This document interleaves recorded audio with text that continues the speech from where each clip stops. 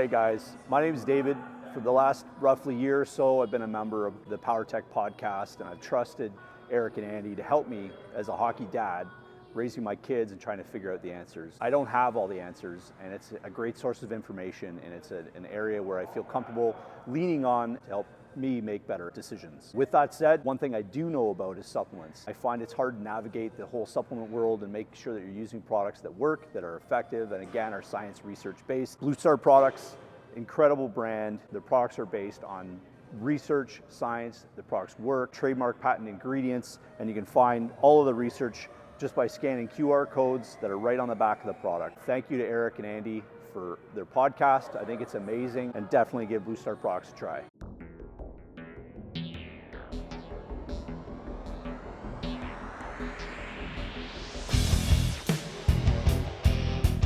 Scrambled eggs now. Yeah. Put my brain in order here. Yeah. How are you, Andy? I'm good, man. It's good. It's good. All I got. We talked about the membership last week, and a bunch of people joined. So thanks, really? guys. Yeah, thanks. Got a bunch of new signups, which is cool. Last week we talked about basically all of y'all that listen can be the difference in whether we can start doing more in-person things with you guys and expanding out with stuff that might be useful for you. Because I get countless messages about, oh, I wish we lived closer, or oh, I wish you guys did a camp here, or I wish you guys would do a coaching clinic or whatever. And it's like, hey man, we'd love to do that. That would be great. And with every one of you guys that signs up doing the membership thing, we get closer to being able to do that stuff. So that's awesome. So continue to do that, because we'll be able to just reach out further and further to contact you guys and give you more of what you want, right? Because you mentioned it last week. In person is the same as we are on the podcast, and you'll actually get to see like what we do in practice with our groups and why it can be so great. So very appreciative of that. Very appreciative of all you guys supporting it. Even if you're not a member, even just like the likes and the comments and the sharing stuff it's awesome to see. It's really great. So thank you guys for that.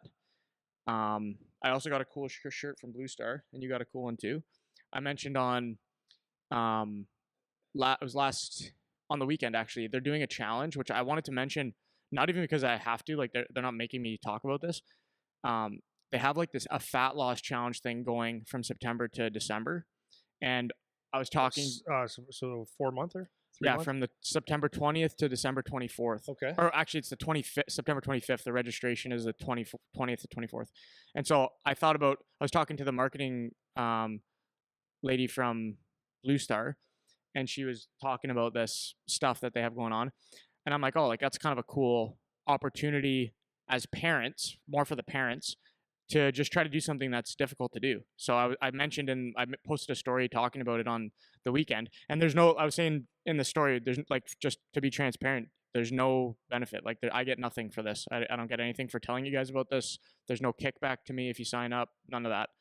I just thought, hey, like try to do something hard. We always talk about trying to be an example for your kids. We talk about, doing things that make you a little bit uncomfortable, because if you're the one barking at your kid and they can see you don't do anything that's difficult, then they read that and you become less believable, and you'll get less buy-in from people. So I thought that might be a good opportunity for some parents, something to look into. Even if you don't necessarily register and do it, maybe just follow along with it and take that challenge from September to December. But if you do register, there's like prizes and stuff you can win. Not that necessarily matters, but there's a little bit of incentive, and there's probably like a little community that goes with it that you can be a part of. So that social aspect can be motivating as well. So something just to look into. This is going to be, when this airs, actually, this will be the last day of registration when you guys hear this today. So it'll close tonight, I would imagine.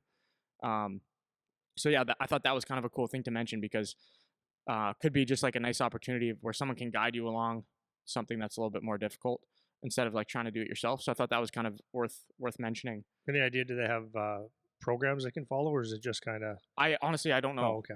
When you register, I'm not sure what the parameters are. I would imagine there's like something that you would follow. I'm sure it has something woven in with their supplements, like you use these things or like whatever.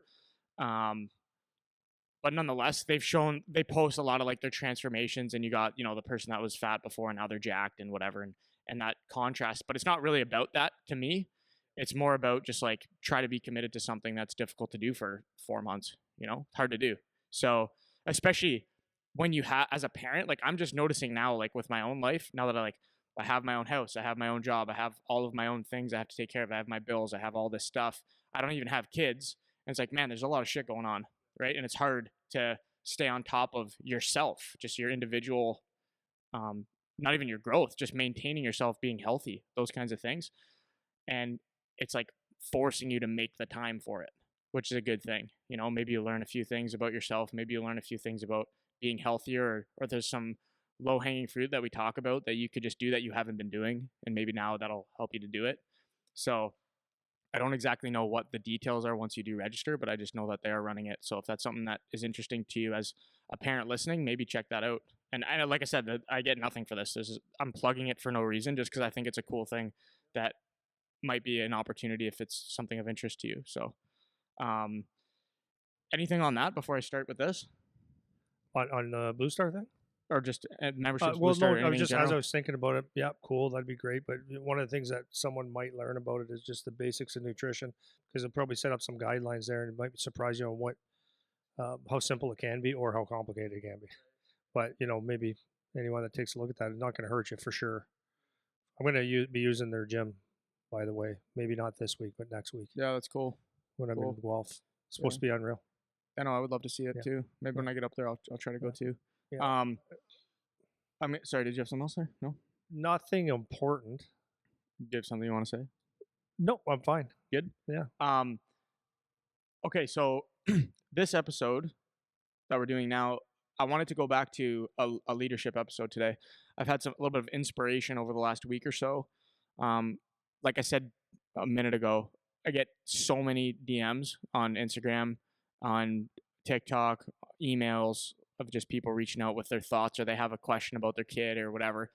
And I've been noticing that a lot, that I've been paying real close attention to the tone of the messages, which, to be fair, sometimes you can't tell what the tone of the message is, right? Like sometimes it's hard to tell in text how someone is saying something, but you can get a basic idea based on what they're saying. So I've been noticing that with certain messages that I'm getting, there's a little bit of like I'm doing the right thing, but these other people just don't get it tone to some of the messages. So it's like, okay, I'm a coach, for example, and I'm trying to get this kid to buy in. I'm trying to get the parents to behave better. I'm trying, but they just don't get it, or like they just don't listen, or they, and it's like a little bit of that blaming somebody else.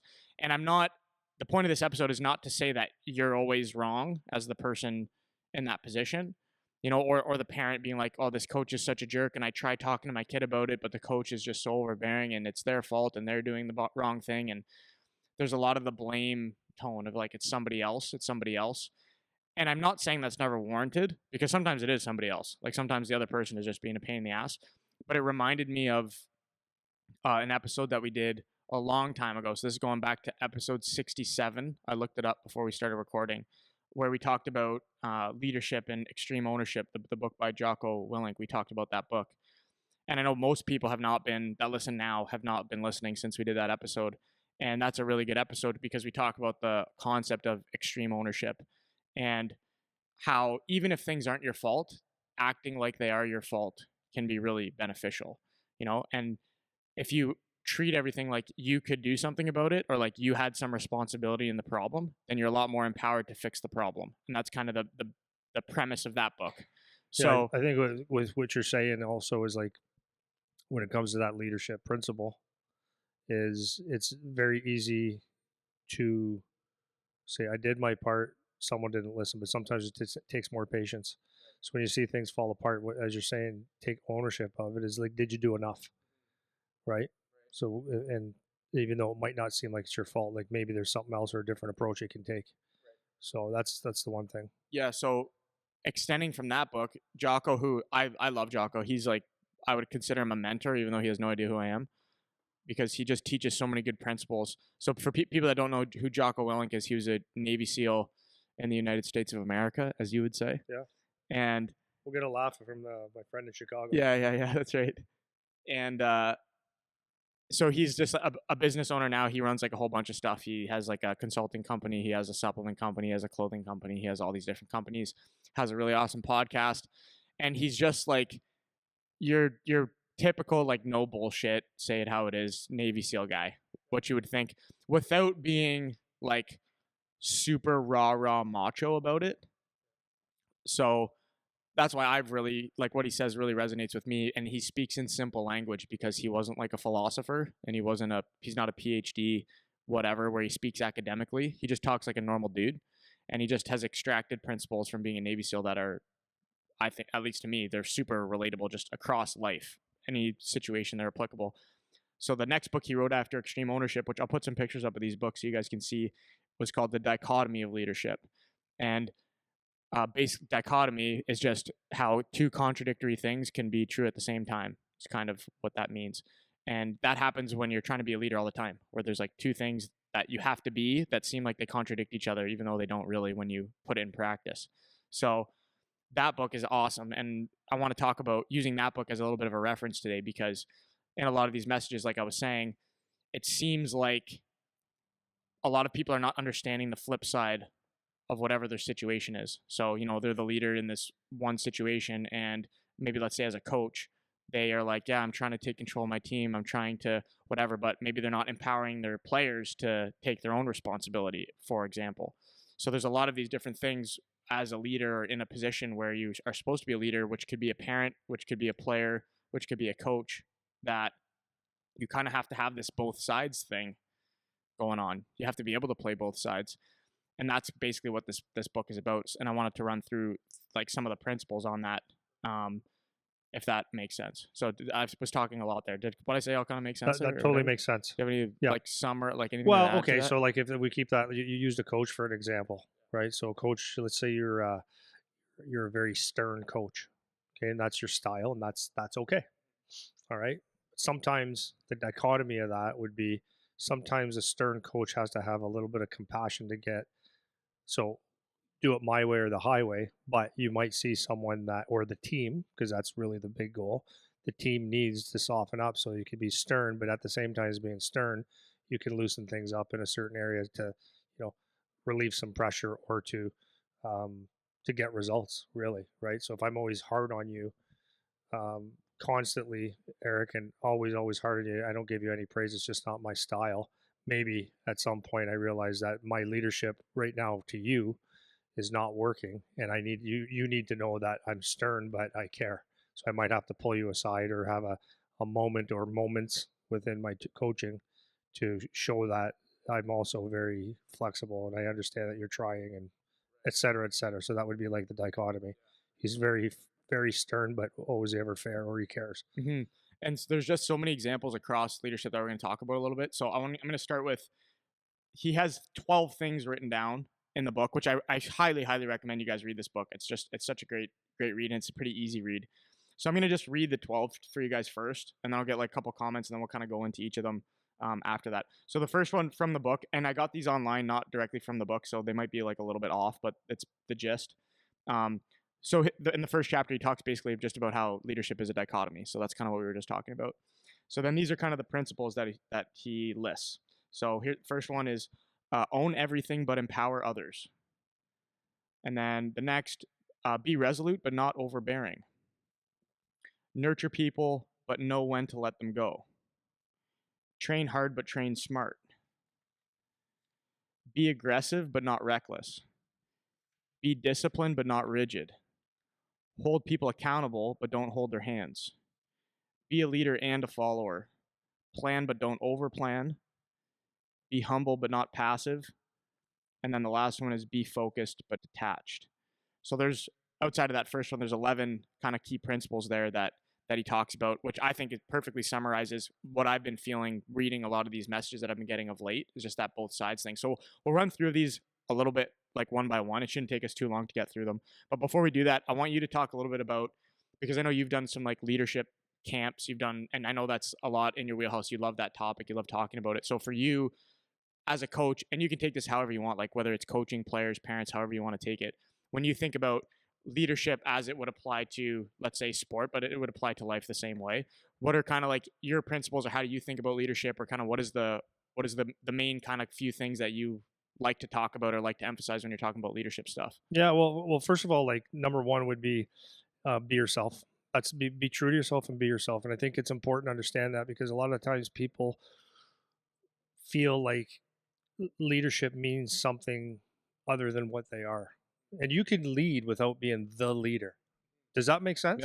for sure. You can lead without being the leader, but you have to lead yourself. So that's number one, is be true to yourself and true to who you are, and what you're all about. And then within that, because we're talking team or mission, we're doing that. So like, in order to be true to your beliefs, like you have to have a mission that's aligned with that. So like in hockey, you have different types of missions or goals, right? It's winning, it's developing, it's creating good people, and it could be all of those or one of those things.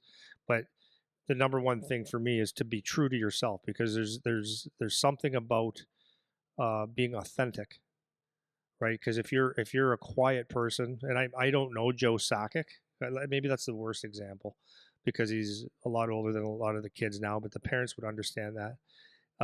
He didn't appear to be a really loud person, but he was a leader. His and I'll explain why that is after. So you don't, but for him, if you get the C on your jersey, that doesn't make you have to be a rah guy, right? So, but then, and also, it's a leader. You lead yourself. Like, you can't lead other people until you can lead yourself. So, in your whatever role that you are in a team, whether it's a coach, maybe it's a parent, maybe it's a manager, maybe it's a player, you have to be able to lead yourself, and that means be true to yourself and do what you do best. That would be my number one. Mm-hmm. And when we talk about leadership, I mean, there's so many different aspects of it. This could flip flop and change based on a lot of different things. But these are values that I really, really believe in. Like for me, running the business or coaching teams, it's if I try to be, um, I am what I am, and if I try to be something else, it doesn't work. So that's why it's very important to be yourself. People see through if you're not. So that's number one. Number two, it's more of a statement than a headline, but it's actions speak. Talk is cheap and actions speak. So my thing with this is rah, like we just said. If you're always a guy yapping but you don't do the thing, then you're useless, right? So for me, do the thing, do your thing the best that you can, and whether your thing is the most important thing on the team, or it seems like a minor role, do it to the best of your ability. Like, do it, don't talk about it, do it, and understand that what your contribution to the team is actually very, very important. So what I mean by that is, if you're like the number one guy on the team, top D, top whatever, top forward, top scorer, whatever, like that's what that's your job. That's Do it to the best of your ability. But you might be a fourth line checker or a shutdown D, but that's critical. Do your job. Don't try to step out of it too much. Um, don't talk about how great you're going to be. Do your job. Like the checker that doesn't get scored on, that's hard to play against. That's leadership in its own. Right. The second and the third thing would be, do your thing unselfishly, which I think is very, very important, with the intention of making a contribution to the team goal. So, example would be like,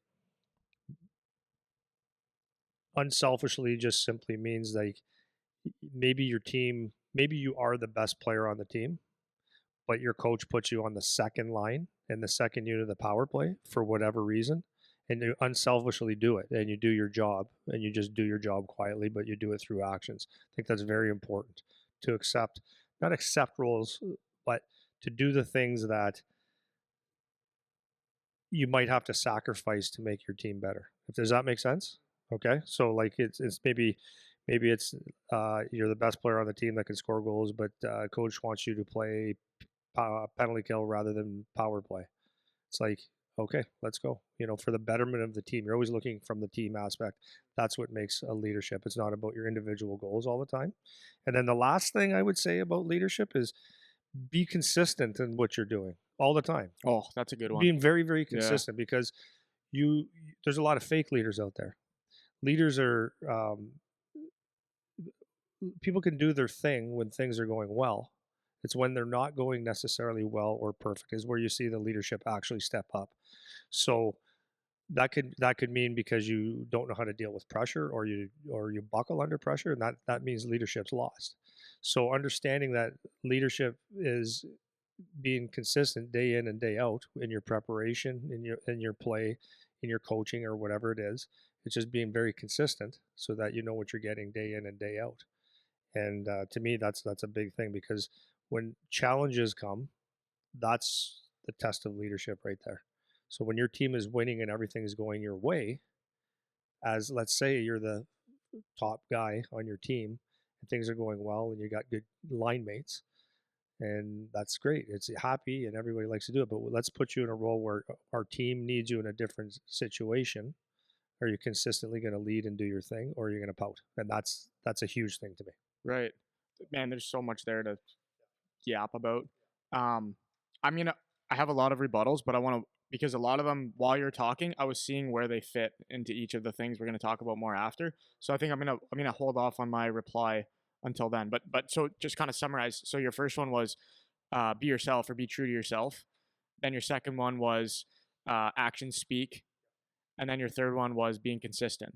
Unselfish, being unselfish about what you're doing your thing. Unselfish. And then consistency. I did 4. Oh, you did 4. Okay, Yeah, I couldn't narrow it down to 3, or else it'd be no, sentences that's too that's long. fine. It could be 4. So I would just want to make sure I got them clear. So it's be true to yourself. Second one was action speak. Third one was being unselfish, and then fourth one was consistency with your team. Those are great, and those slide nicely into this. So just to go back for a second to what I was saying with the messages that I'm getting, the when you think of leadership, like everything you said, I'm sure everyone listening right now would be like, oh yeah, for sure, 100%.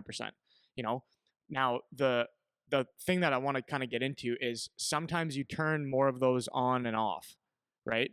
So just as one example, which I know we're going to get to in a little bit because it's one of the principles, is when you're a leader, you exude like the qualities that you're talking about, right? Now, sometimes, what if you're not the best person to lead this job, as one example, right? So if I'm a hockey coach and I've been a hockey coach for a long time, that makes sense. It's like, okay, I know everything, or I know a lot to enough. I know enough, let's put it that way, to lead the group of people that I have. So I'm going to be that person that I'm true to myself because I know what I'm doing. I know that I can be consistent with what I'm doing. I know how to play the unselfish part because I know a lot about hockey. I know a lot about how to do those things. And then if you get tossed into another situation, like let's say now you have to go be a coach of the soccer team and you've never played a game of soccer anymore. Well, maybe it's not really appropriate for you to be the guy that's in charge necessarily, right? Does that make you any less of a leader? I don't think so. Well, I was going to Right? say it definitely doesn't, because you can recognize your weakness, and a leader doesn't take on, for the ultimate goal of the team or the mission is you have to be able to say someone might do a better job than me. Exactly. And that's exactly the point of what I want to point out with all these things, back to those messages I'm getting, is like sometimes you have to know when to let go of this, whether in whatever situation that you're in. If you're the guy that has a stranglehold on the situation, like sometimes you just got to let go and let it be okay, or let other people do things, and sometimes you might not be evaluating how good of a leader you are or how well you're actually doing in the situation, even though you feel like you're right, you know? So I'm going to start going through some of these because I think it's important. So I'm going to read the principle again, and then I want you to throw kind of like what it means to you on it, more or less, or what you're thinking about it, and then we can give a little back and forth about how it kind of applies. So the first one, which I love this one, is owning everything but empowering others. So I want you to take this one first as a coach. If you have whatever, let's use when you were coaching Charlie's baby team, or when you were coaching in Detroit, or Yeah. OHL stuff, whatever. Yeah, the business. Yeah, the business. Yeah. So take that one. If you want to own everything because you're supposed to be the leader, but you also want to let other people do stuff. So kind of where does that kind of fit in for you? Well, as a it's your principal? philosophy, right? So this is our philosophy at PowerTech is a certain thing. We have high standards. I want it done a certain way. I want it done or as a team. I would like our team to play like this, like this. Here's our line combinations. Like everything falls on me, for sure. Everything falls on the leader, the coach. But I want to empower my assistant coaches to be able to have a voice. I want to empower my assistant coaches to be able to speak. But everything must go through you to a certain degree so that we're on the same page. And you want we'll call them soldiers, or your assistant coaches, or your people that work for you, to feel comfortable enough to, like, that you've empowered them to Make a call. understand your message, make a call, Yeah. to feel confident, to come with ideas, to come with you with problems. And then taking that down to the team is you want to empower your players. Like, for example, if we play a certain system, let's say we're on a power play and it's a whatever the system is, and you should be shooting at this point, or we should have a guy here, and someone makes a read on the ice that they saw something else, that you're not so rigid that can never happen. Okay, you saw something, right? So that's, you're empowering people to play within a system, but also have a little bit of freedom. You're allowing your coaches to be part of the winning culture. And then the beautiful thing about that is, when you win together. And if you lose, people feel the sting a little bit too, because it's not just, everybody has a little bit of say. So ultimately, the final decision comes from the top, but you empower people to help with decisions and ideas, because it's just better for culture. Right. Yeah. I think the biggest one for me is just like having that you can trust whoever your people are, whoever your team is, to just make a call and it be okay. And I remember in the summertime, at least with the guys that we had working here, we had that. It was a very, what would the word be? It was a very upfront, but not different word than that. The discussion about it, where I was saying to them, like whatever station you guys are at, it's your station. Like, I don't need you running over to me every 5 seconds to ask me about, should we do this or this? It's like, you have to be able to make a call. Like, you have to be able to run it so that I can go run this other thing over here, and I can trust that you're going to do a good job, because how we like things to be run at PowerTech or whatever, right? And it's the same thing, like you pointed out, with your team. It's like, your players have to be able to make decisions without thinking, well, if I make this choice and it's the wrong choice, I'm going to be in huge shit, right? It has to be, they can actually make a decision with what they want to do. And if it ends up being the wrong decision, it's more like a teaching, learning moment than a you're in shit moment, right?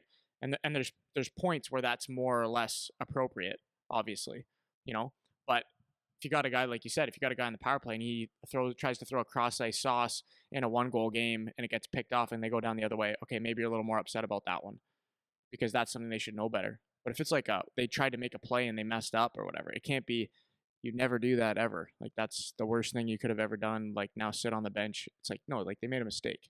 And if you want them to grow, to be able to make decisions, then you have to take that as the leader of the group. You have to let them make choices and it be okay, right? So I'm going to read like a little summary line from this one. I just like how it's worded. That's why I want to read it. So it says, great leaders balance between extreme ownership and decentralized command to find the equilibrium between taking too much ownership, which would be micromanagement, and too little ownership, which is the hands-off approach. Yeah, you don't know what's going on in your power play because someone else runs it. Right. So it's that fine line. So you can see, I'm hoping with this first one, we're starting to see kind of where we're going with the discussion. There's like a both sides thing, right? And you have to be able to play both sides of that line when it's appropriate to keep things balanced. That's kind of where we're going with that. So anything else on that first one? No, I don't think so. Okay. Probably, but I don't have hours. Yeah, we could. I know, keep going forever. Be resolute, but not overbearing. So I'll read the little summary of this one first, and then you can go. Leaders must know when to stand firm and when to allow some flexibility. It's about finding the equilibrium between being too lenient versus too tyrannical.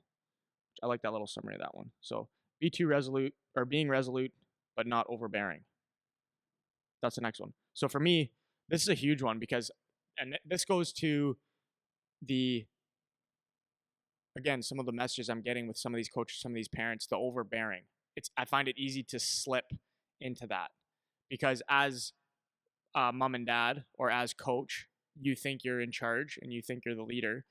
And this goes to kind of what you always talk about, like the cramming down their throat thing, And so just to give like a couple examples for myself, I remember as a kid with my dad, and my dad, I'm not saying my dad was in any way like crazy parent dad. I know sometimes that when I talk about things, it could come across that way, but he wasn't.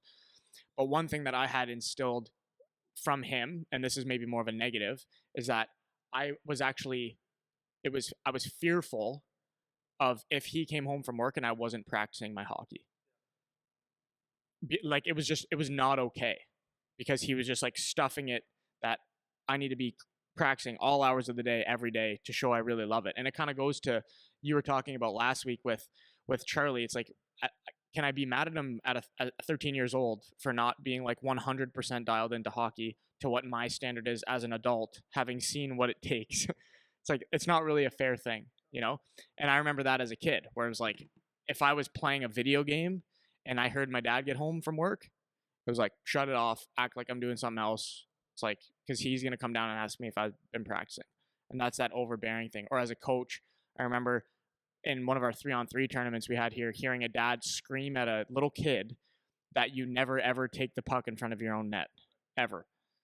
And it's like, well, you do sometimes. Yep. Like sometimes you actually have to. What if that's the option, right? I know, yeah. Right? Yeah. So I find it easy to slip into that kind of mentality as when you're supposed to be the boss, right? When you're boss man, arms crossed kind of thing, right? So maybe talk a little bit about what you've seen with that, in terms of going maybe a little bit overboard, or on the other end is like being way too flexible, right? Because that could be the other side of that too. Yeah, there's a fine line, but that's it says it all. There's a fine line. Like you got to have your standards. You have to have your you call them rules, I guess, or your principles. But not every, like the game of hockey, you can prepare. Like for example, as a coach, you can prepare for a practice, and it's going to go this way, and you can build the perfect practice out, and your kids don't have it that day. It's like, okay, so are we going to hammer this practice through, or can you recognize that, you know, if you think about it, oh, these kids were just in a tournament, you know, and that you'll see that a lot. You see kids in a whole bunch of games, practices, tournaments, and they come back after winning maybe even a championship at a tournament, and they're dog shit on Monday or Tuesday practice. Do you need to stick to that plan, or can you just sit there and say, I can switch gears right now because for the better of the team, maybe that's the best thing, right? And it's the same thing in a game from a coaching standpoint. Is you could have, you know, your line 1, 2, 3, whatever your systems are and all that stuff, and then some guys aren't going. It's like, do you stick to that plan, or do you have some flexibility, or do you recognize, oh, okay, well, line 3 guys going, third line left winger is going, I'm going to give them a chance up here. There should be a little bit of flexibility. And then it's the same thing with a player, right? If things aren't going your way or the way it always is, it's like, how can you're going to stick to it? Are you going to stick to that game plan, or is there something else you can do to be a little bit flexible to make your team better, right? So like if you're the goal scorer, for example, and your job is to be really offensive, and it's just the hands aren't there, things aren't working, do you stick to that, or do you go back and do things to create different opportunities, right? Is it maybe you're back checking a little harder, maybe you're blocking shots a little harder, your diesel's a little harder, instead of making the fancy plays, you're making it a little bit simple, and you get your game back. So that's kind of where I'm thinking here. So, because that's one thing that you're really good at, is identifying when to be flexible, like when to change the plan. And that's to give myself a pat on the back. I know that that's something that I am good at, because I get good feedback from the groups that I'm working with. Like for example, we were doing a talk on Monday. I had a young group first, so I have about an hour and 15 minutes with the group. So normally I want to do like at least a half hour talk, and then a half hour of like a yoga or something to get them moving. But if they're liking the talk, then I want to keep the talk going. If they're not liking the talk, then no. So with the young group, I got to like a natural break in my talk at about a half hour. And I'm like, okay, how are we doing here, guys? Like, you want me to keep going, or are we done? And with the young group, it was like, we're done. Like, that's good. Like, we're done. And I was like, okay, roger that. Pack it up. On to the next thing. With the older group, they wanted it a little bit more. So I was like, are we done here? Or like, are we still feeling like we're engaged? And they're just like, no, let's do like a little bit more. Maybe like another 10 minutes, and then can we go do the other thing? And I'm like, yeah, perfect, done. So what do you think, like, what are kind of the key things you look for of like when to be flexible? Because as a coach, I feel like it's easy to be overbearing. As a parent, the overbearing thing is like almost the default mode. Like it's easy to go to overbearing or really, really firm in what you're trying to do, right? So when did you identify, or how, like kind of what things are you looking for when you're identifying when to kind of let things go or be flexible? Or like, a kid breaks a rule and it's like, I'm going to let that one slide versus not? Like, what kind of things are you looking for to make sure you're flexible in the right way? Does that kind of make sense or no? Yeah, well, I think I know you said it's easy to be too much one way than the other, but I think it's just as easy, depending on your personality, to let things slide. Yeah, true enough. Yeah. I think Yeah, it true depends enough. on your personality, right? But for me, like from a coaching perspective, there has to be a minimum. There has to be a minimum, right? And like for example, in the summertime, with your when I do it on the ice as well, it's like they've been on the ice a lot or they've been working out a lot. And you can just see the body language. It's not now where you have to read because kids can catch on. Like you can't let them outsmart you. Like sometimes guys will walk in. I've seen them come in the gym, after hard workouts. I get that, and it's a Thursday or Friday, and they come in and because they know if they can play the I'm just sore, tired, we need a breather. Can we do some yoga? Take it easy. If they all milk that, you can go to that and say, okay, that would be the right thing to do if it's true, but you got to be able to read it. So you got to read stuff. So flexibility could be, let's say, like if I'm coaching and we've had a couple busy weeks or we've just had a tournament, played a lot of games, and Tuesday comes and we got a game Thursday, let's say, and we still need to have a hard practice or work on a specific thing, and the brains aren't there or the energy's not there, and you could read it. It's like, okay, you can bend a little bit, or you could do it a couple different ways. You can bend and say, okay, we're touch on it and then back off a little bit, or you could actually even just say, guys, you're going to do it today, and tomorrow will be your day.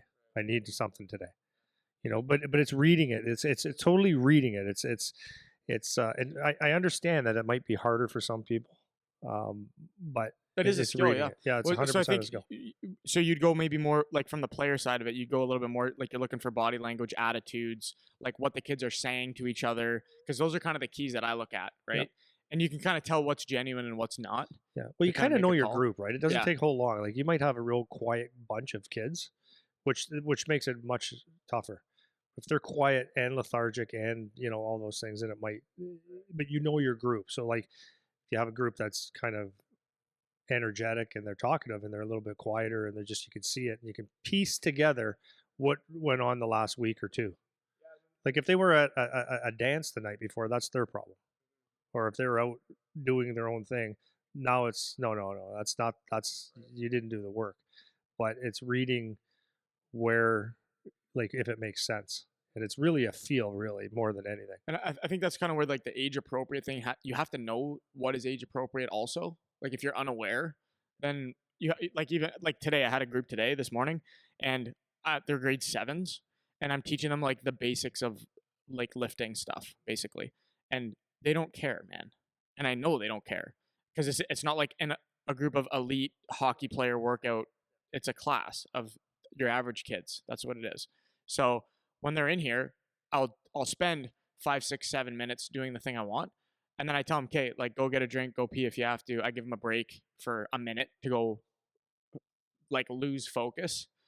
Not because I think they need a drink every 7 minutes. Like that's not why. It's so that they can stop listening to me for a minute and take a break and then come back. Whereas an older group, they don't need that break. They can be more engaged. So you have to kind of know that too. Yeah. Well, so other things as I'm thinking here is coaching is a relationship with parents when you're in youth, and it could be junior. I don't know. Maybe it's the agent you deal with instead. Could be the thing like parent wants to talk to you, and you could have the organization could have that rule where it's 24 hours no matter what. Well, is that a rule, or is that could be something flexible? Do you have relationships where that could be so, or is there relationships where you could set, for me, I was not that 24-hour guy unless I needed it. So if someone went hot at me for something, I know that they just needed time to cool off. I'd say, listen, let's talk about it tomorrow. I'm not avoiding you. And then other times, no, let's talk right now. It's fine. So they like those are the things where are you rigid or flexible? Right. Right. Next one is nurture people, but know when to let them go. And I like this one because this kind of reminds me of the message you got from the one guy talking about the nightmare kid on the team.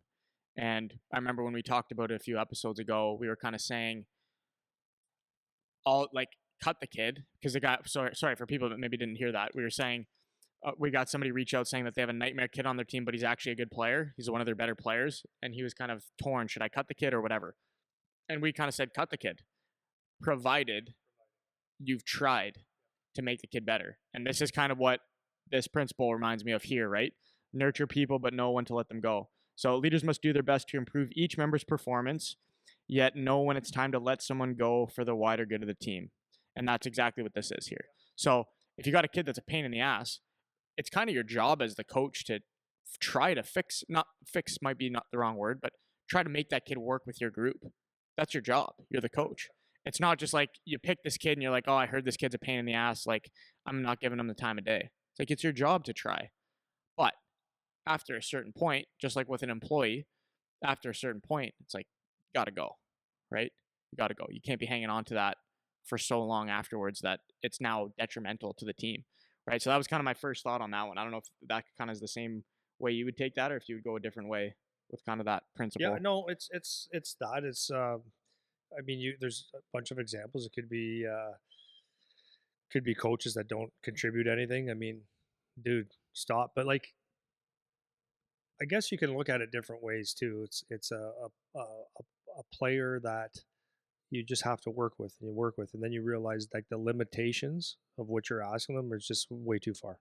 So letting them go doesn't necessarily mean letting them go. It could be lessen the load on them. Like, for example, the kid that I used all the time, like when I was coaching that young team, it's just he just wouldn't figure out hockey. And of course, going back to your point, is you try to teach the hockey, you try to give him many different ways to look at how the game should be played or what his job is in this area, and it just wouldn't happen. So it's like, okay, let that go and give him something else. And that's where I said, just go chase the puck. Yeah. So it was Great like, example. I hope it is. Yeah, that's a really good like example. it doesn't always mean cut ties, because I really do think as coaches and parents or even teammates, it's like, you know, let's say you're playing with a guy as a teammate, and it's like, you know, he just can't make a simple play, or he just does the same thing or just makes a dumb play.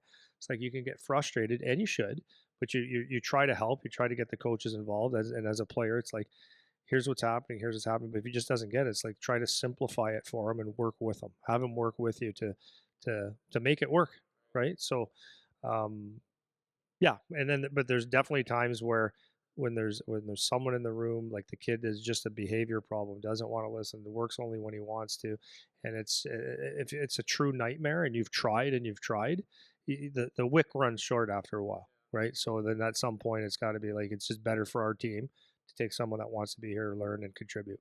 And then if we flip this, I'm thinking now like more on the parent side, like how would this be applicable on that side? And to me, I think about having like a problem coach. So I think to a certain degree, like I got an email the other day, someone that listened to the podcast was saying, I think how the line went was, you want to like good coaching is vital to the development of players. And I was like, true. There are some exceptions though. Like there's some kids that are just really good and have always had a bad coach and whatever, they're just good.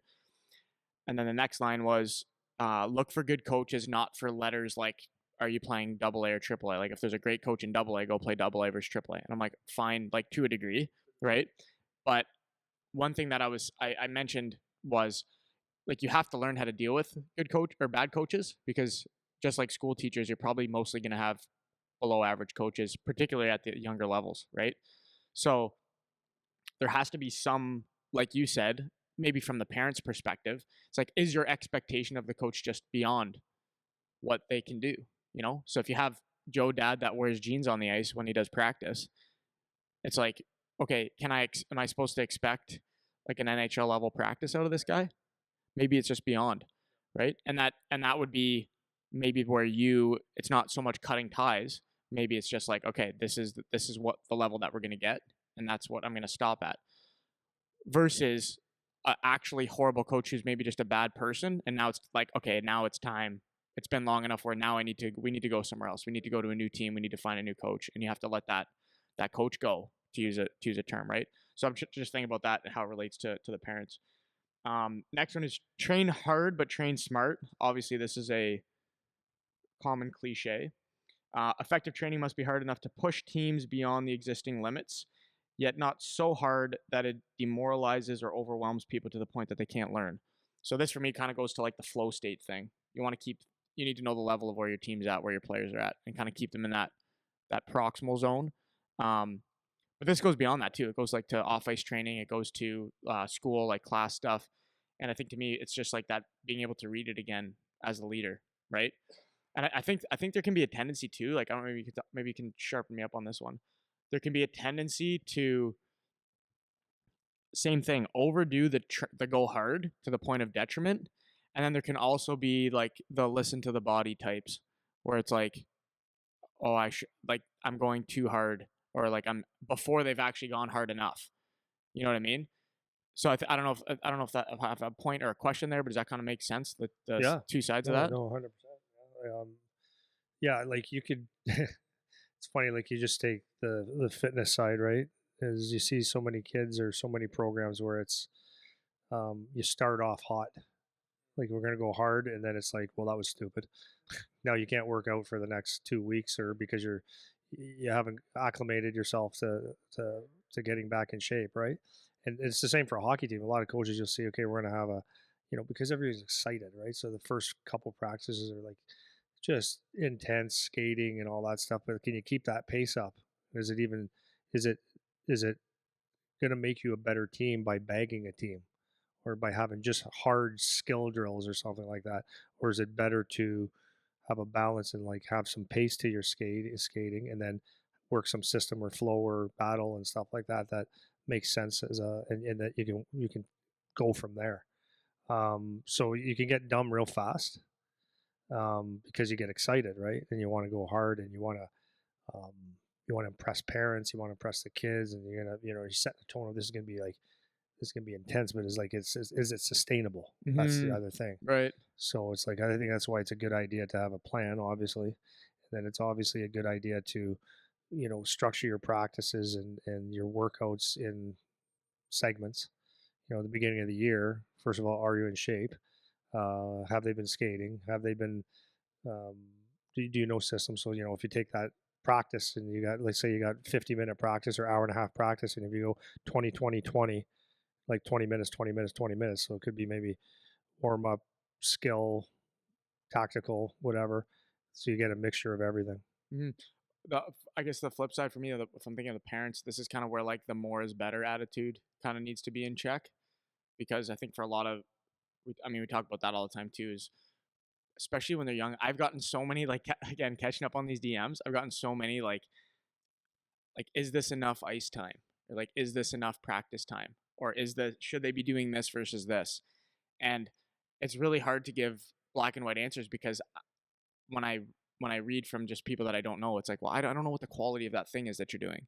Like, I'm on the ice 3 times a week. Is it enough? It's like, I don't know. Because if you're going out there and you're not learning anything, then maybe it's worth getting a fourth that's with someone quality, right? If you have 3 mandatory skates that are junk, then maybe it's worth that. If you have 2 skates that are pretty decent, it's like you might only need that, because maybe your 10-year-old is not that interested, or maybe they are and they could do a little more. And like there's all these little variables, and I think that's where this one kind of plays um, with on the parenting side, or even on the player side, is that more is better. More is better, and that's where that you want to be smart about what you're doing, which is kind of what we always try to dig into, particularly with the youth levels, where the parents can get kind of crazy about all the shit. And because that's a common thread that I get with a lot of people that are reaching out, is like, I'm feeling the pressure because like these other kids are doing an extra skate on Fridays, or Yeah, like I all know. this stuff. No, it's a big thing, and I understand where people can get caught up on it, especially when you see someone maybe have some early success. The thing is like, rest is a weapon, right? It really is. Rest is a weapon. You come back fresh, and there's something about having your mind sharp and anxious, or not anxious, but um, hungry to get back on the ice or into the gym or whatever it is that you're doing. It's very important that you're hungry to do it. Um, the extra sessions, it's like it's a tough call. Like, but I think one way that people can take a look is that, is it too much? Is every now and then take your kid to a chiropractor or a physiotherapist, and just have them, or a massage therapist or something like that, and just have them stretch out their hips and stuff, and just see what the comments are from those guys. You'll notice a lot of times they'll say hips are tight. Well, if you're on the ice 5 days a week, 52 weeks a year, that's a very like that's what happens, right? So that's working not smart. You think you're doing something, but it's short term, right? And um, and then working hard, like I think we're talking about just the working hard is great, but like so let's just take the training for example.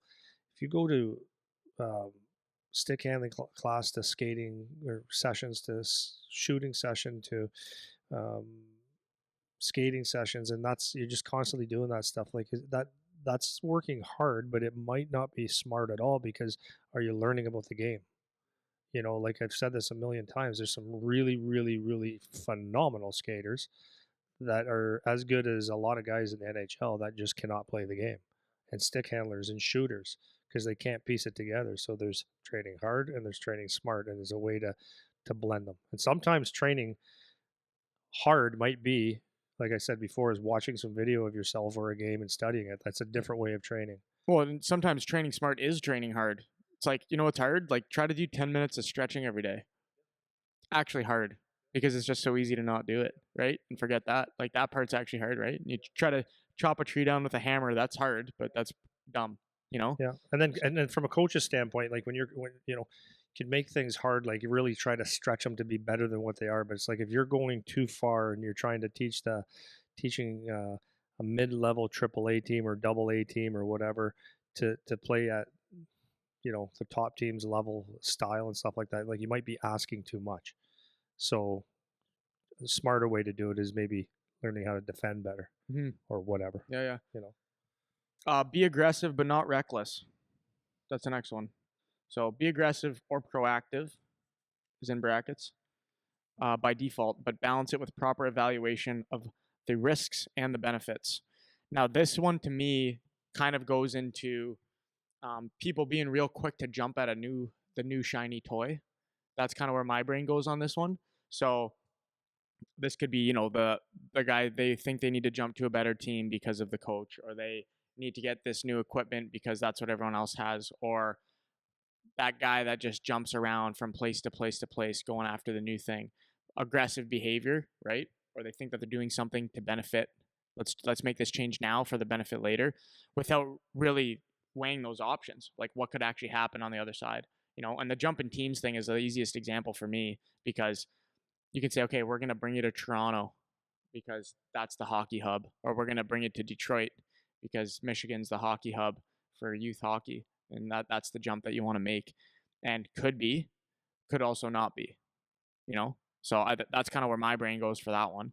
I'm looking at it from a different angle as well. I'm looking at it from, and especially since this guy's a Navy SEAL, I'm thinking of the aggressiveness in your attack, and I'm looking at that because I can think of several players that have that aggressive side to them, and especially when there's body contact, it's like it's hit, and which is really good and it's impressive and it opens doors. But there's at some point you're taking risks, so some of those physical engagements that you have aren't necessary. You're doing it just to be aggressive.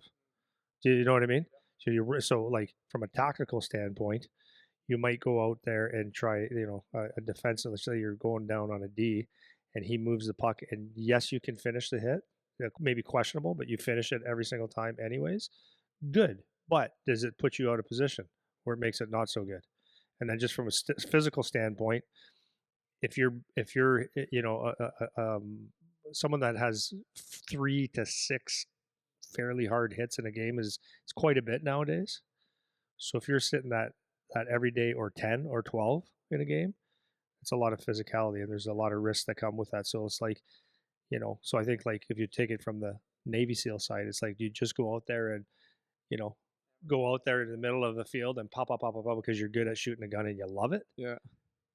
Probably not the best idea. Yeah. And then the same thing from a hockey, not the same thing. Yeah. But as a hockey player, just going out there, like you're the bazooka, bang, bang, bang. It's like there's a lot of risks that come with that positionally and then just physically, right? Yeah, and maybe to throw some on the parents too. I think that's another default piece of advice is like you got to be aggressive. You got to be aggressive, which you do, but and I think especially if you don't have a good understanding of systems or like how the game's played and stuff. Because I remember having this discussion with my dad, man. Like he'd be saying like, just go get it, like just go there, just go do this, and I would be sitting there like, Dad, I can't just go get it, And we had such a disconnect talking about it because he didn't understand this. Not he could understand when you explain it to him, but there's a difference between me explaining something to you and you having been there and like knowing what it's like. Where if I go for that and I miss, and then it goes back to where I'm supposed to be, like I ain't playing next game, right? So that's where maybe as parents, or if you're a little bit less educated about the game, it's an easy default position of like aggressive, aggressive, aggressive. But you do have to be aware of like where the recklessness of that part kind of comes in. Well, right? when you start playing at higher levels, like major junior hockey, pro hockey, and stuff like that, aggressiveness is good. Like you need it, and I mean you have to have it. But on the other side of being really aggressive, there's other very aggressive people. So at some point, there is people that will say, "Yeah, I see you coming again," and there's a warrior. What's another stick? Whatever. There's a stick across the teeth. Oh, right, and that's part of the deal. Or there's fighting that happens, right? So you know that increases that, and I'm not saying don't do that. That's 100% part of the deal, but it's like there's a lot of guys out there that, and you never know who they are. And then another side of aggressiveness is chasing it. Guys that chase fights, right? There's a lot of guys that are looking, I got to get in one. And when you chase it, that's when bad things happen. You know what I mean? So it's like over aggressive. Got to be careful. So it's not about being not aggressive. It's like there are certain times and places where you need to be, and then certain times where you might want to hold it back. And it's like that's just intelligence, Yeah, a little bit. It's the balance again, right? Balance. Both sides kind of thing. Okay, be disciplined but not rigid. That's the next one. This is my favorite one. For me, it's my favorite one, and the reason it's my favorite one is because this is a lesson that I had to learn. So going through junior, I don't want to like get into all the details of it, but my last few years of junior, I kind of had my like why aren't things working out, like a little bit of the why me situation going on, and to combat that, once I started playing at university, I was like, okay, like I'm 100% dialed in all the time. Like that was basically where I went, and so that was with my hockey, that was with my school, and that was with my life outside of that. So I remember you'll remember the summer. When I was in here, I got up at 5 a.m. every single day for the whole summer, no matter what. I think 2 days the whole summer I missed where I got up later than 5 o'clock. So I could have went on a bender and I was still getting up the next morning at 5 o'clock. And there's a couple times in here where I was like actually in physical pain, where it's like I should not be here. I could go on with like more stories that are actually kind of funny of that summer, but I'm not going to, because the point is I was so crazy the other way that by the time the season started, when I went into that season feeling like I'm so ready, and I started off, we played some preseason games and I was like on fire, but it was like third preseason game in, got hurt. And then from the point that I got hurt until maybe December, I was like, I don't know, when people say burnout, I don't know if people have actually experienced what burnout is, because I think it's real loose. People throw that out real loosely, but this was burnout. Like I had a actual mental breakdown around like Christmas time, because between like the hockey, the school, and then I was hurt trying to balance that and come back from it, whatever. It was like overwhelming how difficult it was to stay. It was not possible. I couldn't. And the reason I couldn't was not because I didn't, because I stuck to the schedule, but my body couldn't handle it. Like my brain couldn't handle it. It was not possible to keep that. And so that was a really valuable lesson I learned about this principle, like being disciplined but not rigid, because I was about as disciplined as I could be, to the point of being rigid where it was actually now detrimental. And on the one hand, it taught me a valuable lesson. So maybe there's something to be said, like it was good to go through it. But on the other side, it was like, yeah, but I actually cost myself in a lot of different ways from doing that. So that's kind of where my head kind of goes with that one right away. I don't know about you. Yeah, mine's kind of the same with coaching, with play as a player, whatever. There's principles, there's rules, there's non-negotiables, right? It's like effort, it's all those things. But like reading, like okay, let's say as a player, it's just reading your body, right? It's you just might need to take it easy today. As a coach, it might be reading your team and saying, okay, this the kids need a little bit. We always work hard. We do this, and this. But I read the game. It's like, okay, let's just tone down a little bit here. But then it could be also within the game, right? Like from a coaching standpoint, it's we have a disciplined team. Like I don't want anyone retaliating or coach and player included retaliating or taking a retaliating penalty or mouthing off the referee, other team, want everyone to keep their mouth shut. That's my rule, right? But it's going to happen. It's like not if someone tells someone to, whatever the words you want to use, or tells a ref like, whatever. There's times where it's just like you're at the end of your rope, and something's got to give. And it's like you can be pissed about it, but it's not the end of the world, right? Sometimes the guy's going to retaliate just because. It's like enough is enough. And it's like you can have a rule that, a retaliation penalty is going to cost you or whatever. It's like not necessarily. What about from a coaching standpoint is, you have to be at the, whatever your time is. I remember kids like I never really understood this is sometimes it's not the player's fault. If you're late for something, like you had to be there half an hour before, then you don't get to play. Or you miss a shift or whatever. Miss a period. It's like sometimes I'd go like that kid, he's late because his dad was late.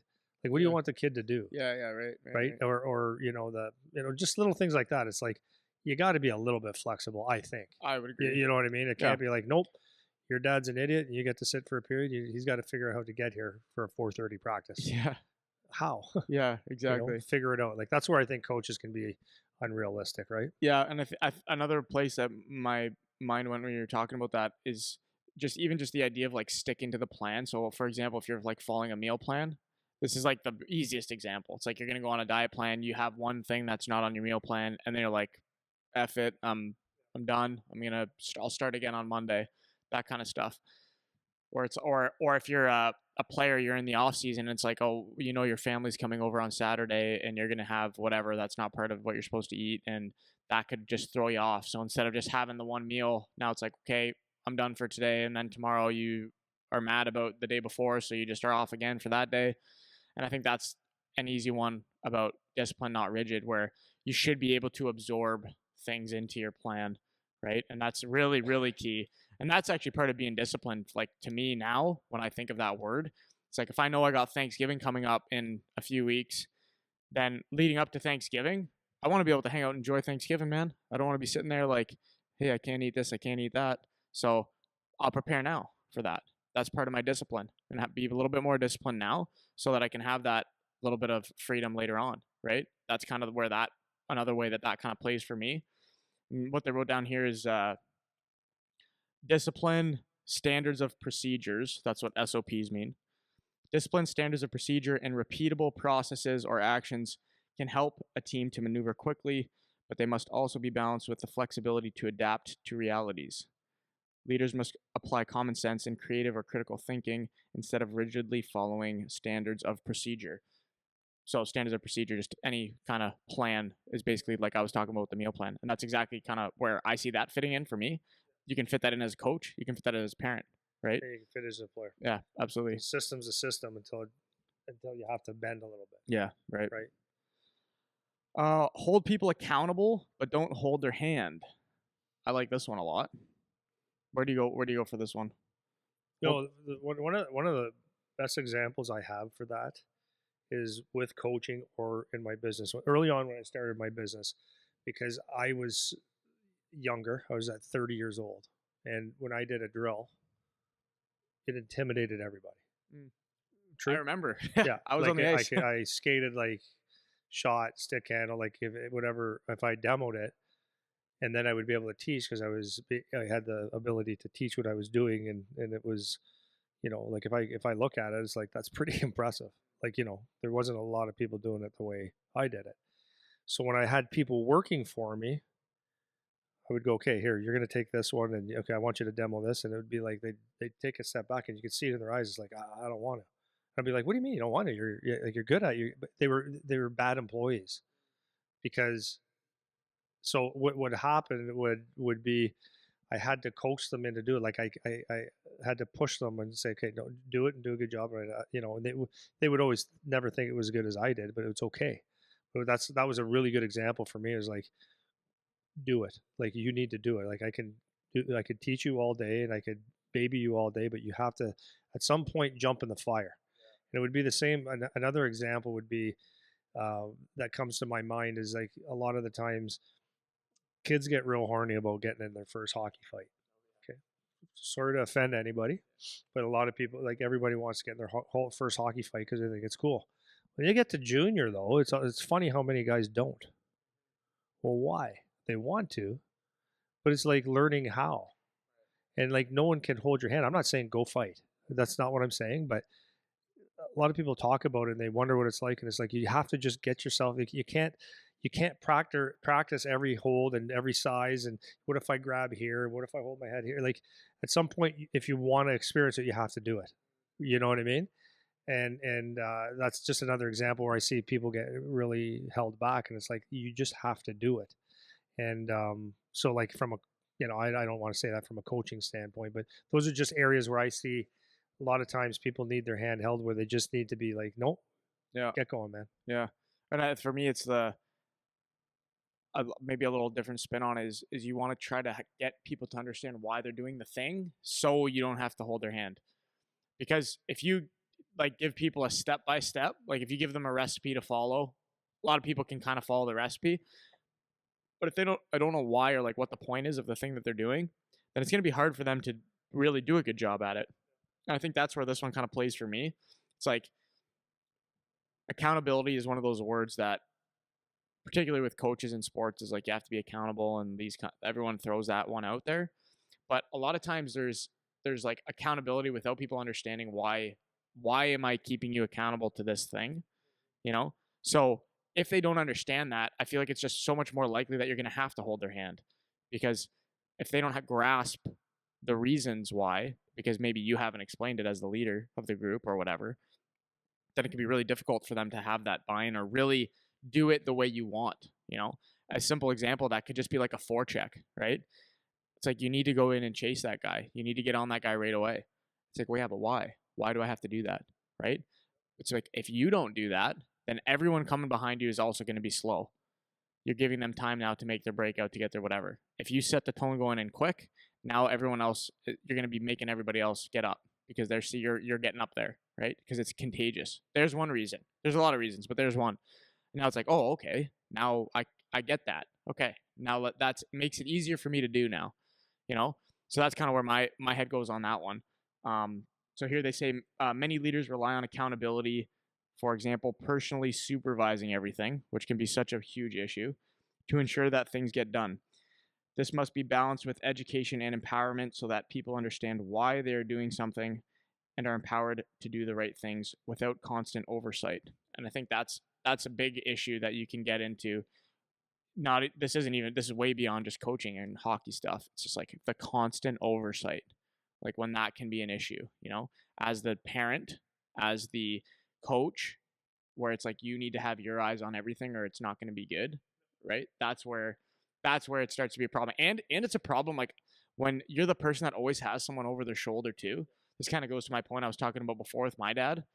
It's like, I'm always worried about this guy. It's like, I'm always worried about this guy being in my grill about everything, right?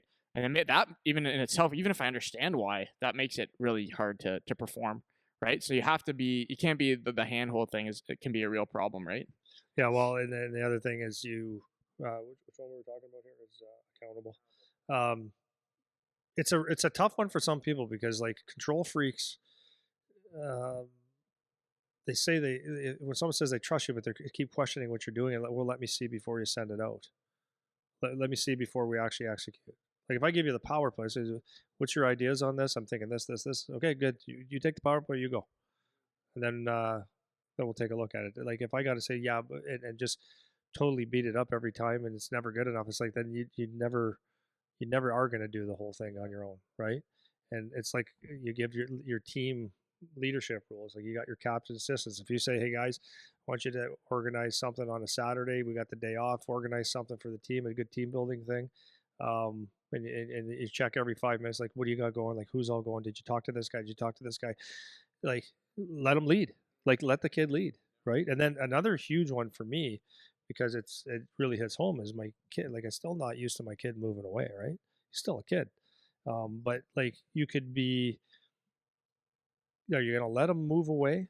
Or, I mean, you still got to be a parent and guide, but like, are you going to let him move away and trust that he's going to do the right thing? That's a hard thing to actually think. Or do you go, so what time's curfew tonight? Okay, it's at 9. So what time are you going to be home? Okay, so call him at 9. Say, did you get home? Did you call the coach? Did you this? Did you eat? Did you this? Well, let the kid, like, let him try. Because you know what? If you fail, right? If you don't come in on curfew or whatever, you didn't eat, you're going to find out quick that you should, right? And sometimes the lessons are learned is when you take your hands off, you say, go. You got to go. Let them be free. Yeah, for sure. Be a leader and a follower. So good leaders can take charge and make hard decisions. However, they can also listen to and follow others. They can recognize, respect, and navigate disagreements instead of bulldozing their way through. I have a funny example of this. So I think it's like super important. So just to your point in the last one, I'm a control freak. I know I'm guilty of that for sure. So I have to actively fight my internals when things need to be let go of, right? It's like this summer, for example, when I'm telling our guys, hey, like, it's your thing, like, you make the choice. Like, inside, I'm a little bit like, God, I hope they make the right choice. Like, I hope they run it the right way. I hope that I can trust. I hope that I can trust instead of just trusting, you know? So that's something for me, that's a weakness on my part that I need to actively suppress. So funny story going into this next one, be a leader and a follower. Stupid story, but it'll illustrate the point. If you haven't noticed, in a group, I like to like take charge of the group because I'm like a very to the point person. So it's like, okay, what are we doing? How are we doing it? Let's put the plan together. Here's the steps. Let's execute it. Perfect. That's not always the best way to do everything. Okay. So as an example, one of my best friends bought a house and we were doing his landscaping in the backyard. Okay. So his wife bought him these like huge trees that they want to plant in the backyard. These things were like 350 pounds, right? They were huge stumps, had to roll them into a hole that we dug to plant them. Okay. So it's his house. Him and his wife have to figure out where to put the trees, right? I said I would go and help. Can't help yourself. Because right? I said I would go help because I love like the manual labor stuff, like the one-off jobs where you get to like just get all sweaty and like swing an axe and dig shit. I just love that. So I said I would come help. So I go there and it's just very unorganized.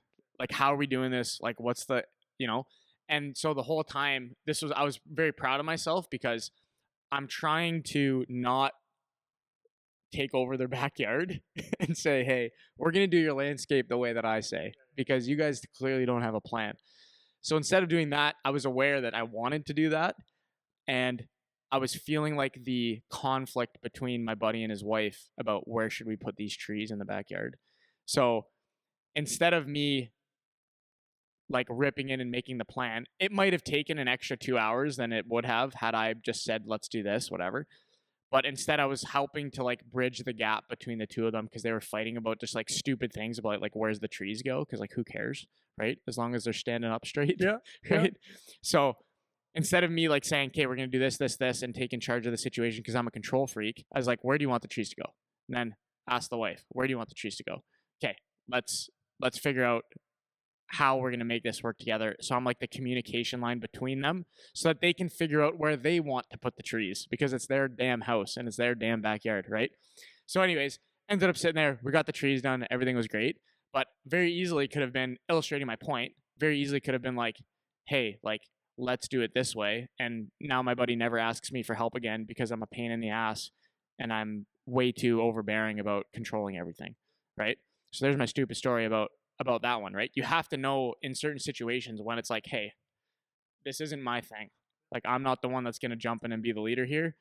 I'm happy to follow and execute the plan best you can. And I'll do what I can to assist that plan, which is what I felt like I did, right? And so that's kind of my example on that one, is being a follower. Like I said before, if you're a hockey coach and they ask you to coach the soccer team, you don't know anything about soccer, you have to be able to back off and like get help or ask for help or let someone else that knows more take the lead, kind of thing. Does that make sense? Yeah, totally. Yeah. I don't know if you have a Yeah. thing on that same kind of You thing. can do in hockey, right? Like as a coach, you're the leader of the team, but you might ask, I ask you to run the power play or whatever it is. It's like, I'm not on top of you on that. I'm following. Like I'm going to lead with you, I guess is another way to say it. But it's like, now my role, if I'm going to let you be in charge of this, is I'm going to support you. That would be another way of saying it, right? So it's like, maybe I'm moving pucks for you. Maybe I'm pulling a guy aside to say, hey, giving you a little bit of credit for what you're doing and stuff like that is important too. Just because you're the captain of the team doesn't mean that you're the leader of everything. You might find, because sometimes giving someone a bit of empowerment or leadership, handing it over a little bit, is a good thing too, right? So like, if I'm just because I'm captain doesn't mean that I should lead every drill, right? Like maybe I recognize that if you're on let's say it's a pace drill and you're the pace guy, it's like I could be able to say, okay, hey, Eric's got this one, and I'm letting you have some leadership, and I'm going to tag along and support. Yeah. Right. Yeah. No, that's a good because one. if you can give direction, then you got to be able to take some. I was literally just about to say that. Yeah. That's a huge, that is also being a leader. Yeah.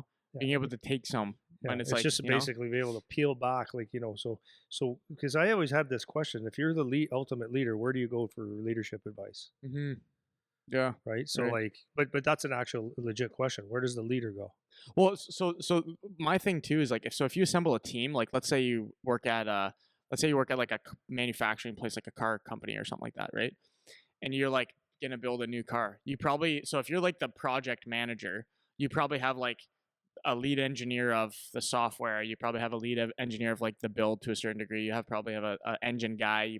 And each of those guys probably knows more than you about their thing, right? So when I go to my software engineer and say, hey, what are we doing about this question?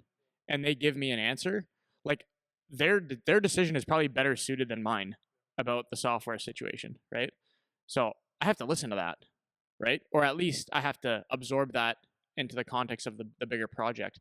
But what they're saying needs to be something that trumps what I'm saying when it comes to this situation, because they're the expert in that area, So part of being a good leader is me taking that feedback from each of my players on my team, because each of them should have a strength that supersedes mine. Otherwise, why do I have them here, right? Like if you could just do every job, then what's the point of having the team?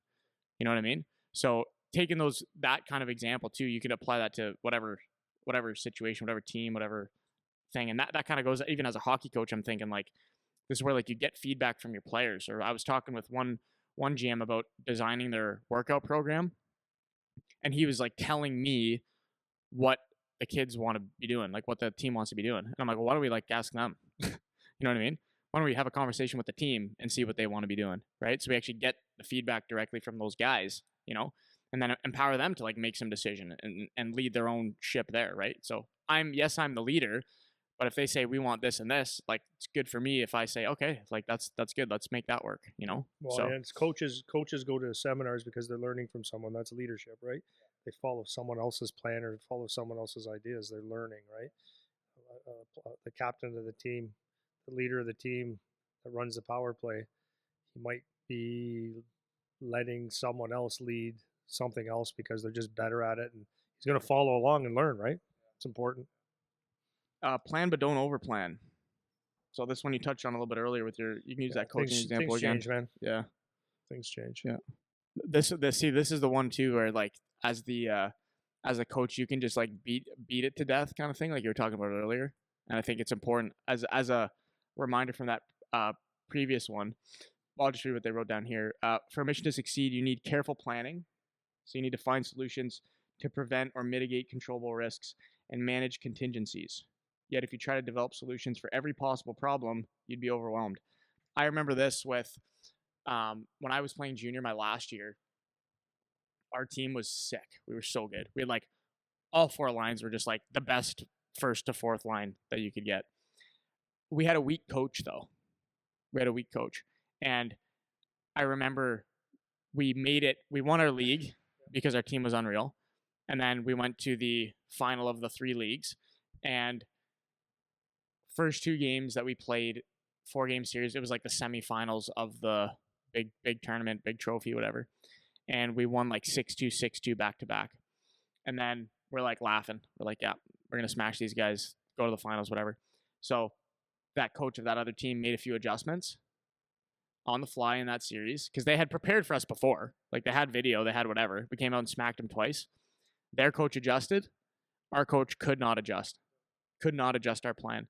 And then not only could he not adjust, when he finally started trying to adjust, it was just like objectively very wrong adjustments because he hadn't been in this position before where it's like now we lost, right? Because our team was so good. We might have lost like 6 games all year or something, right?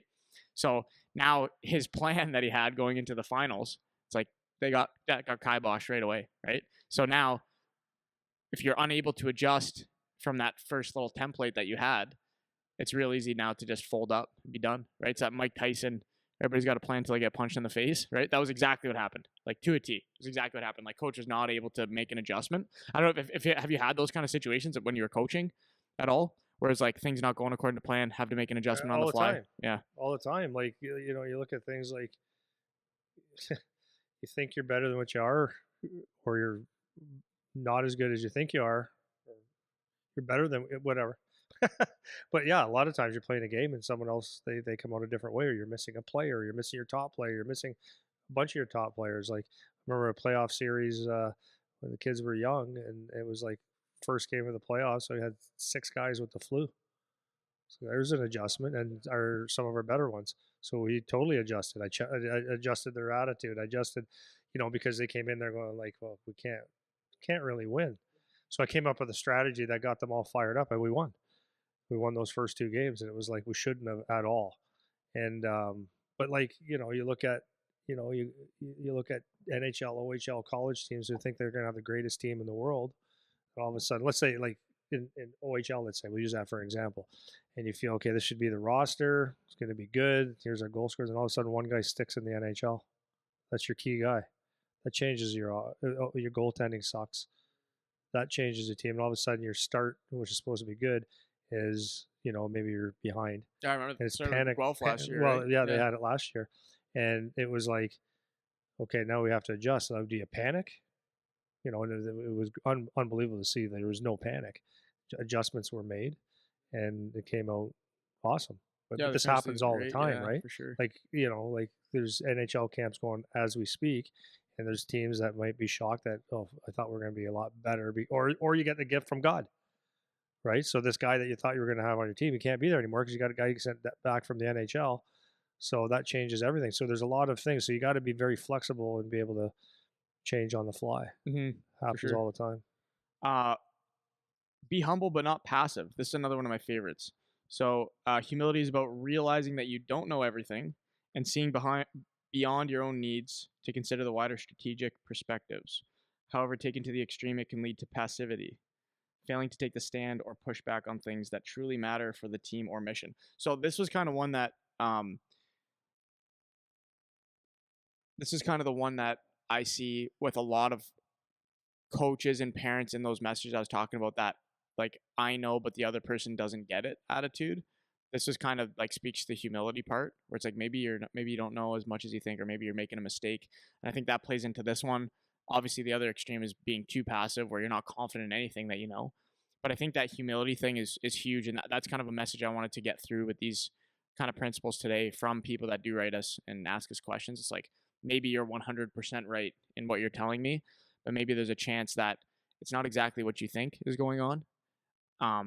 So having that humility is such a key element of everything. And then another thing too is just like not being offended by feedback, particularly as a coach, because it's easy to like flex your powers, or even as a parent for that matter. It's easy to just like flex your power on somebody because they hurt your ego or whatever, because you're supposed to be the one that knows everything, or like talking your way around your mistake instead of just like owning the fact that maybe you didn't know as well as you should have. And I remember like commonly thinking that about a lot of coaches, just like the know-it-all coach, like the know-it-all attitude, where it didn't seem warranted, or even some parents, like, I mean, I know you're a fan of these guys, just like the know-it-all guy, like the guy around the rink that yaps and knows everything about everything. I think that's another easy one to slip into, even as mom and dad or like hockey parents around the rink. Like they just talk like they know who the good players are, they know who the good coaches are, they know who the good teams are, and then um, on the flip side, obviously, then you have that guy that you're not confident in anything. So that there's another balance where you can't be too one way or another way. I don't know if you've seen that. For any comment on that with particularly maybe the parent side of it, I guess a little bit of like the know-it-all parent, or like the Yeah, the thing is humility is a huge thing. Like even if like you know what I love about Wayne Gretzky's and Mark Messier is they're humble, right? These guys have accomplished in the game of hockey so much, and if you talk to them, it's like they've done nothing or they're so reluctant to do it. But they're warriors, man. Like they set records, right? So I think my best way to say this is the more you like again my one of my leadership principles is talk is cheap, and the more that you talk, the better chance you are going to get humbled, right? So I could talk about well, I'll use this one for example. There's so many parents that talk about how high their kids are getting drafted. yeah. That's kind of what I was pointing Yeah, at. they're just going to get drafted so high. Like these teams are talking to them like, it should be a top pick, and then they don't go anywhere near that. It's like that's humble pie. Because if you don't know how to stay humble yourself, then you will be humbled. Period. Right. So it's always better to say less and do more, and let your actions speak because you will get humbled. And from a hockey player, the one that the ones that really show up to me is when a kid scores and they make a scene out of it. You know what I mean? Like it's like the greatest thing ever. It's the jersey. It's the break your heart thing. It's like, and I know it's some guys do it and it's fine, but it's like it rubs me the wrong. Like I don't like it, right? And then when it comes back to you, it gets you good, right?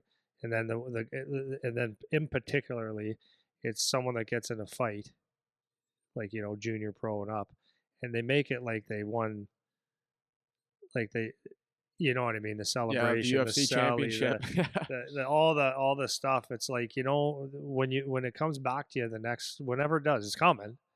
No one wins every fight, right? It's like the UFC guys. I always talk about this how they build it up, how they're going to kick someone's ass, and then first round KO. That's humble, right? So I just always a big fan of do the work, do the thing, have confidence in doing it. Humble doesn't mean that you don't Humble doesn't mean that you're not capable of doing something or you're timid. Humble just means you're not throwing it out there and telling everybody how great you are or whatever. It's just doing your job quietly. And that's one thing I try to explain to most of my players is just go about your business quietly. And if you do it without you do your business, if you do well, people will talk about you. You don't have to do any of the talking. That's the one way I would say it. Yep, I love that one. That's a good one. Last one here. Be focused but detached. Be focused but detached. Um, this is a big one for. I'm going to focus on this one more for players. Well, and I mean, it kind of goes to your point on the last one about like you hit panic mode if things aren't going your way off the hop, like those kinds of things. But particularly for players, being able to zoom out and see kind of like the long game thing. That's kind of where my mind goes immediately with this one. Is like you want to be focused on your training, on your goals, on all that, but you want to be able to kind of zoom out and see everything. You know what I mean? The skill of detaching yourself has been something that has been so useful to me because when you're doing something, your emotions and all these things get in the way, or maybe they cloud what you're actually thinking or what you're doing or what you see. If you're able to take a bird's eye view and just look at it from a different angle and remove your emotions, then you can get different results, right? So, as a player, for example, or as a coach, whatever, you think you're playing great. You think, why am I not on the power play? Why am I not on the first line? Why is this guy getting more ice? I'm better than him. And that's your emotions, and that you could feel that. You can certainly feel that. You're allowed to do that. But if you sit in that shitty diaper for too long, then you just become bitter. But if you can remove yourself and say, like, why is this guy getting more ice than me? Or how can I get that, how more ice? And like, what am I really doing? And you take the emotions out of it, you look at it from over here. You say, wow, okay, because every time this guy's on the ice, he actually makes plays where I'm bobbling a puck, or something's not really happening, or he just does it better than me. I have to get better at this. That's what the power of detachment does. It gives you a real view of it, or maybe not even real, a different one, a different perspective, and that's really important in almost everything. Yeah, I agree. That's probably the most. And it's actually one thing. Being able to detach yourself actually plays into one before. Like it allows you to be more humble about things if you can detach yourselves, because you can see the other parts. You can kind of see more of your blind spots. Maybe not all, but more. And I think that plays into kind of why, like wrapping up, why I wanted to go through all these things today, because with a lot of the feedback that we get and a lot of the conversations that we have, it's important that you can detach yourself so that you can play both sides of your issue. you know at the very least, like when you reach out to us and you have a question or a problem that you need solved, being able to detach, being able to look at all sides of the situation, because oftentimes, like, the message I get or the question I get comes with a tone, right? Like someone else is doing something wrong. How do I deal with this? And maybe you're not putting yourself fully in that person's position, or maybe you didn't think of it in this other way that could be helpful to you. And so I wanted to run through all of these things exactly for that reason, because there's a both sides. And like, I'm hoping that was the common thread through all of these. And I'm hoping you guys can kind of see what we're talking about from a leadership perspective. If you want to be a good leader, which could be a player, a coach, a parent, which I'm sure everybody would say they want to be a good leader. It's like, you want to take these things that we're talking about and be able to do both things, right? That's own everything, empower others. Like, that's one of them, right? You have to have this one, but you also have to have this one. And you have to know when to do it, right? Disciplined but not rigid. Like, you have to have both. You have to know when to be disciplined about things. You have to know when to allow a little bit into that schedule or whatever, right? So that was really why the inspiration to do this one today. So anything you want to say, kind of to wrap up, like take homes or Yeah, I got a whatever? couple points here. Like, just to wrap it up, I'll try to be fairly quick on this. Number one, I think I got three. Um, if you're a leader takes action with the main purpose of the team's overall success. So whether that's your family success, your team success, whatever it is, it's action. Leader takes action with the goal of the team's success, not your individual success. Of course, you're individually successful with the purpose of making the team better, then that's perfect. Second one I put was a leader will get into the trenches and do the grunt work. That's something where that's the humility thing, right? I'm As the owner of the business, I'm allowed to mop the floor. Right. Yeah. Yeah. You don't have to do it. You don't have to do it. It's like, I'm not too good for that. I will do it, and I do it, right? And when other people see it, guess what happens? A lot of people pick up a broom or whatever, right? So they get in the trenches and they do the grunt work. They recognize they recognize what the team needs without being told. So I could be a player that maybe we're getting pushed around a little bit, and I take matters in my own hands, and maybe I'm the top line guy, and I go and decide I'm going to block a shot and hit a guy real hard and do the stuff that maybe I'm not necessarily called on to do, but my team needs it. I just recognize that that's something that I need to do. And another example of that is, you recognize that one guy's having a rough game, week, whatever. You can see the body language starting to slip. It's like coaching cues or leadership cues that get them out of that, right? It's having your guys refocus. It's not giving them shit. So if I see you slam your stick and you missed a couple open nets, and I could see you're frustrated. It's like, my words to you is things like, "Let's get it back, Eric. It's all good, man. You're working hard. It's coming." Body language is still bad. Stay present, Eric. Just let's focus on the mission. Let's focus on the task. Keeping everybody in line. That's leadership, right? No one has to tell me, a leader, to do that. They're going to do it because it's I might have 4 goals that game and you have none, and I could just be happy with myself. But the mission's to win, or whatever your team mission is. And then last one I have is, a leader makes the other people around him better. Period. That's what leaders do. They make people around them better, even if he sacrifices some of the accolades. So again, that comes down to,